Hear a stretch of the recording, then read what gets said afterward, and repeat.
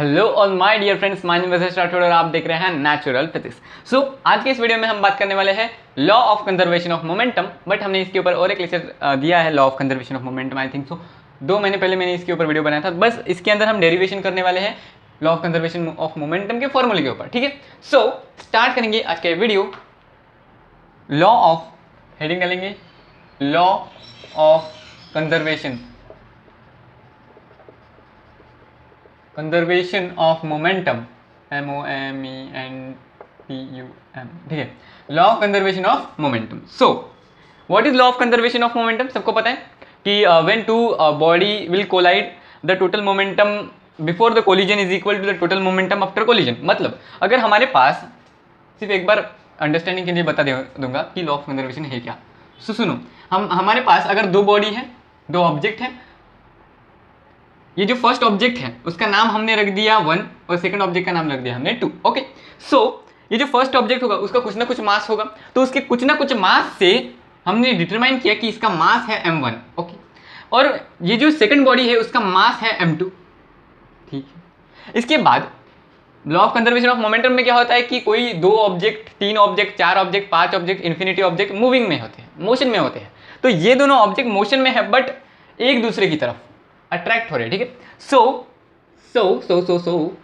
ये moment, law of conservation of momentum क्या कहते हैं? अगर 2 ऑब्जेक्ट है और ये दोनों एक दूसरे की तरफ किसी वेलोसिटी से मूव हो रहे हैं, जैसे कि ये जो हमारा ऑब्जेक्ट 1 है तो वो ऑब्जेक्ट 2 की तरफ जा रहा है, उसकी ये तो वेलोसिटी होगी, बट कौन सी वेलोसिटी? इनिशियल की फाइनल, इसको बोलेंगे हम इनिशियल वेलोसिटी, कोलिजन के पहले ना। और ये जा रहा है इस डायरेक्शन में, इस ऑब्जेक्ट की तरफ, जो कि है इसकी वेलोसिटी u2। ओके, u2 इसकी वेलोसिटी है। सो अगर हम बात करें कि बिफोर कोलिजन, टकराने से पहले इनकी वेलोसिटी मोमेंटम क्या था?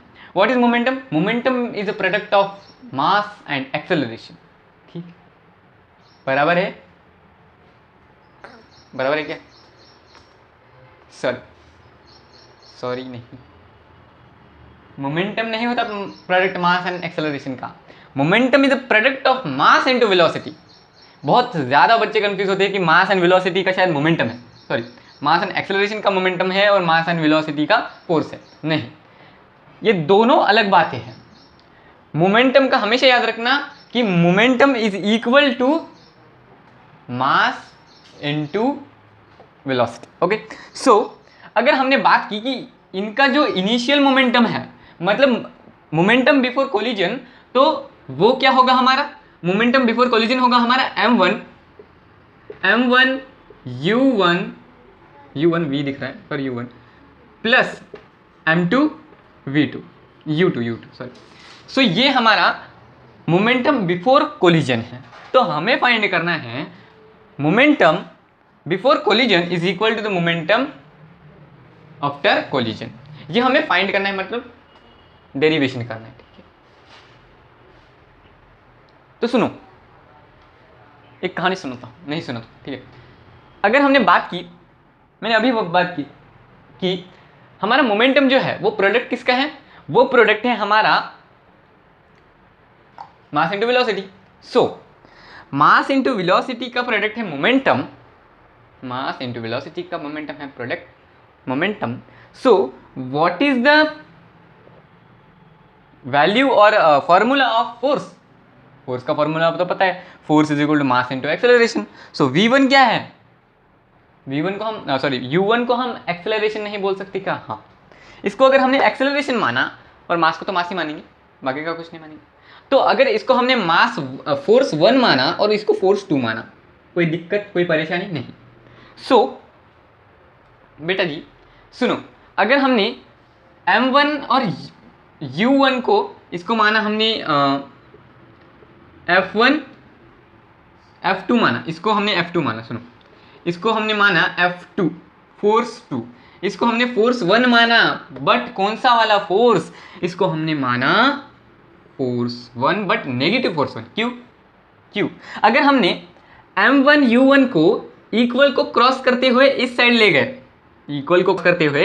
गए, तो वो क्या बन जाएगी? नेगेटिव माइनस m1 u1, ये बन जाएगा।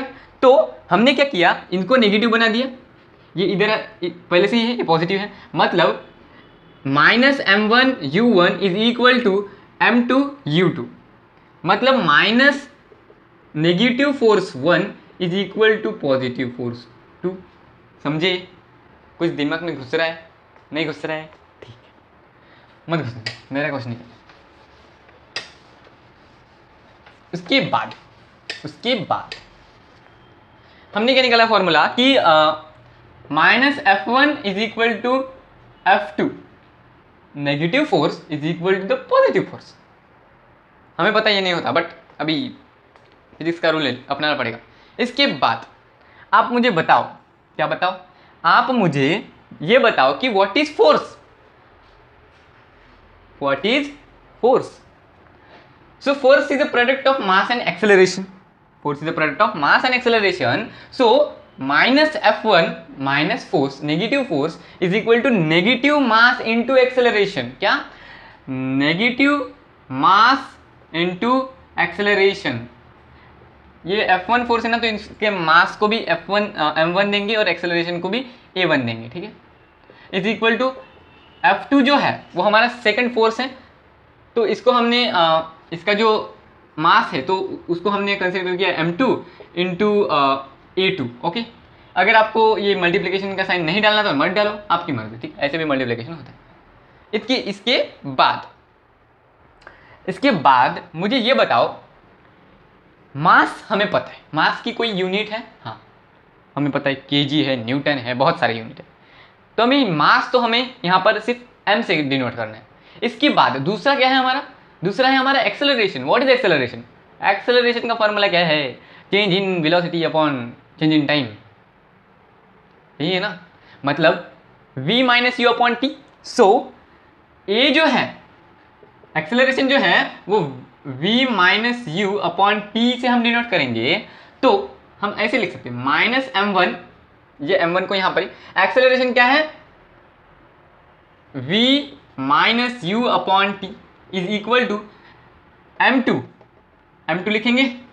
उसके बाद a2 क्या है? अभी a2 को छोड़ दो, a क्या है? हमारा एक्सेलरेशन है। तो अगर एक्सेलरेशन का ये यूनिट है और 2 को हमने यहाँ पर भी मल्टीप्लाई कर दिया, 2 को वहाँ पर भी मल्टीप्लाई कर दिया, बस वरना हम इसको डिनोट कर देंगे, डोनेट कर देंगे 2 को, तो इनके पास भी 2 चले जाएगा। सो ये हो जाएगा v2 minus u2 upon T, ठीक है? नीचे तो मल्टीप्लाई नहीं होगा ना ये 2। ओके, सो अब मुझे बताओ, इन दोनों में, ये left hand side plus right hand side, इन दोनों में क्या इक्वल है? जल्दी जल्दी बताओ। सुनो, इन दोनों में इक्वल है T T T T T T T equal है। यहाँ पर टी है, यहाँ पर टी है। आप बोलोगे अब वी भी यहाँ पर है, यहाँ पर भी। भाई सुनो, इसका मास जो है ना v2 है, क्या है? v2 है, इसका मास v1 है। यहाँ पर v1 u1 ऐसा लिख दे। तो आप ऐसा मत करना कि यहाँ पर v काट दिया है, वहाँ पर v काट दिया, मतलब यहाँ पर एक v रह गया। यहाँ पर 2 v थे, यहाँ पर एक v है, तो हमने यहाँ पर एक v काट दिया, वहाँ पर एक v रह दिया। ऐसा नहीं होता। ये कुछ अलग क्वांटिटी खुद के अंदर लेता है, इसका कुछ अलग मैग्नीट्यूड है, इसका कुछ अलग मैग्नीट्यूड हो सकता है, तो हमें यहाँ पर वो डिस्कस नहीं करना। बट यहाँ पर हमारा t जो है ना वो दोनों इक्वल है, तो हमने कट कर दिया t को। तो हमारा क्या होगा? Minus m1 v1 minus u1, ठीक है, is equal to m2 v2 minus u2। इतना समझ में आया? नहीं आया तो वीडियो को फिर से पीछे लो, फिर से रिमाइंड करके देखो, ठीक है? ओके, नाउ सी, हमारे पास ये 2 इक्वेशन बन चुकी हैं। अभी क्या करेंगे हम? अभी क्या करेंगे बोलो ना? आई थिंक सो यहाँ पर भी वैसे ही है। हाँ ठीक है, हाँ, एक सेकंड। ये दोनों ब्रैकेट में आएंगे। हाँ, क्यों ब्रैकेट में? इसलिए आएंगे क्योंकि ये मल्टीप्लाई होगा ना, m इन दोनों से मल्टीप्लाई होगा, तो क्या हो जाएगा? ये हो जाएगा minus m1 v1, I think so वैसे ही है ना।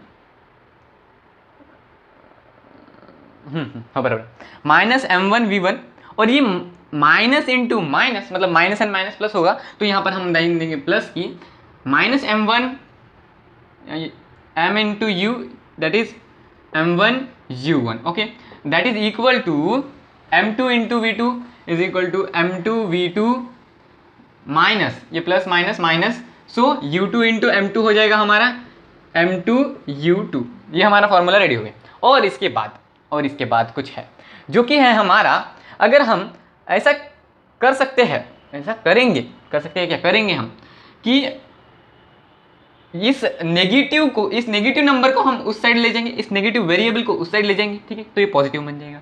सबको हमें क्या बनना है, पॉजिटिव बनाना है, ऑलवेज बी पॉजिटिव, नेगेटिव कभी नहीं होना है, ठीक है।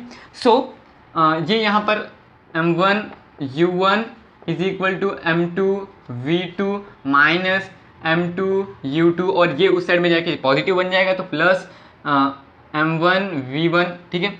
अगर हमें सबको पॉजिटिव बनाना है तो ये नेगेटिव नहीं रह सकता, नेगेटिव को भी हम क्या बनेंगे, पॉजिटिव बनाएंगे, बी पॉजिटिव।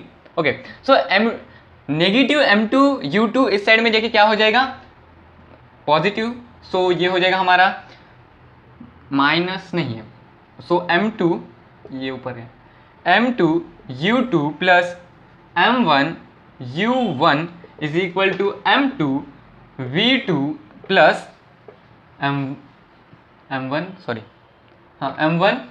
v1। ये हो गया हमारा फॉर्मूला क्रिएट, बराबर है ना, I hope so. m2 v2 उसके बाद रुको, हाँ सुनो, ये दोनों u है, हाँ आप कंफ्यूज मत हो लेना, ये v है इधर के और ये u है, ये इनिशियल है या और ये फाइनल है। आप ऐसे भी लिख सकते हो, ज़्यादातर बुक में ऐसा दिया है कि ये m2 v2 इस साइड में है, मतलब ये ऐसे उल्टे है, मतलब m2 v2 plus m1 v1 इस साइड में है और m2 u2 plus m1 u1 उस साइड में है। तो कोई ज़रूरत नहीं है कि आप वैसा ही लिखो या ऐसे लिखो, ठीक है।